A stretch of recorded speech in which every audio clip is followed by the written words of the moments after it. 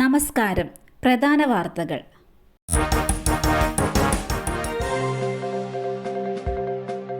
സ്വർണ്ണവിലയിൽ വർധന. പവന് ഒറ്റയടിക്ക് 920 രൂപ കൂടി.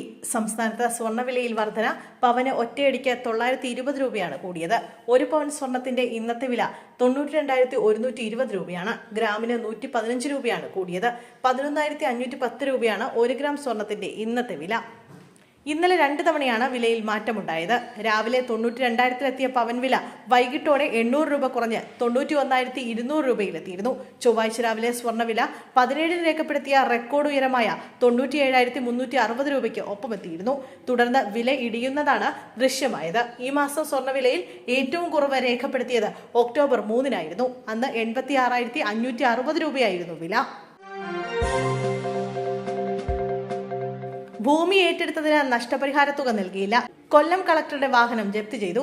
കൊല്ലം അഡീഷണൽ സബ് കോടതി ജഡ്ജി അരുണം കുരുവിളയാണ് വാഹനം ജപ്തി ചെയ്യാൻ ഉത്തരവിട്ടത്. ദേശീയപാതയ്ക്കായി ഭൂമി ഏറ്റെടുത്ത വകയിൽ ശക്തികുളങ്ങര മീനത്തുംചേരിയിൽ പ്രിയയ്ക്ക് നൽകാനുള്ള 2,74,000 രൂപയും പലിശയും ഈടാക്കുന്നതിനാണ് ഔദ്യോഗിക വാഹനം ജപ്തി ചെയ്തത്.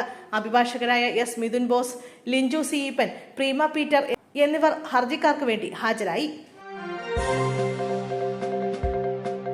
മുരാരി ബാബുവിന്റെ ആഡംബര വീടും സംശയനിഴലിൽ. പോലീസ് പരിശോധന നടത്തി. ശബരിമല സ്വർണ്ണക്കൊള്ളക്കേസിൽ അറസ്റ്റിലായ മുരാരി ബാബുവിന്റെ ആഡംബര വീട് നിർമ്മാണവും സംശയനിഴലിൽ. 2 കോടി രൂപ ചിലവഴിച്ച് കോട്ടയം പെരുന്നയിലാണ് 2019 വീട് നിർമ്മിച്ചത്. പെരുന്നയിൽ പോലീസ് പരിശോധന നടത്തി. മുരാരി ബാബുവിന്റെ സാമ്പത്തിക സ്രോതസ് SIT അന്വേഷിക്കും. 1994 പോലീസ് ജോലി മുരാരി ബാബു ഉപേക്ഷിച്ചതും അന്വേഷണ പരിധിയിലുണ്ട്. സ്വർണ്ണക്കൊള്ളക്കേസിൽ ദേവസ്വം ബോർഡ് മുൻ അഡ്മിനിസ്ട്രേറ്റീവ് ഓഫീസറായ മുരാരി ബാബുവിനെ നേരത്തെ അറസ്റ്റ് ചെയ്തിരുന്നു.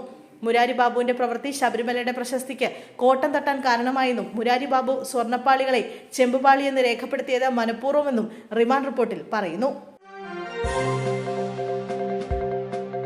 ചായക്കടയിലിരുന്ന ആളുടെ 75 ലക്ഷം രൂപ 5-അംഗ സംഘം തട്ടിയെടുത്തു. മണ്ണുത്തി ബൈപ്പാസ് ജംഗ്ഷന് സമീപം ചായക്കടയിൽ ഇരിക്കുകയായിരുന്ന ആളുടെ 75 ലക്ഷം രൂപ തട്ടിയെടുത്തു. എടപ്പാൾ സ്വദേശി മുബാറക്കിന്റെ പണമാണ് 5-അംഗ സംഘം തട്ടിയെടുത്തത്. ശനിയാഴ്ച പുലർച്ചെ 4:30-നാണ് സംഭവം. ബംഗളൂരുവിൽ നിന്നുള്ള സ്വകാര്യ ബസ്സിൽ മണ്ണുത്തിയിലെത്തിയ മുബാറക് സമീപത്തെ ചായക്കടയിലേക്ക് കയറി.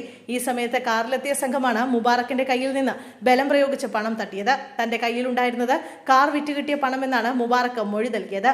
പണം തട്ടിയ സംഘം എത്തിയ കാറിന്റെ മുൻഭാഗത്തെയും പിന്നിലുള്ളതും വ്യത്യസ്ത നമ്പറുകളാണെന്നും മൊഴി നൽകിയിട്ടുണ്ട്. മുബാറക്കിന്റെ പരാതിയിൽ കേസെടുത്ത് ഒല്ലൂർ SP നേതൃത്വത്തിൽ അന്വേഷണം തുടങ്ങി.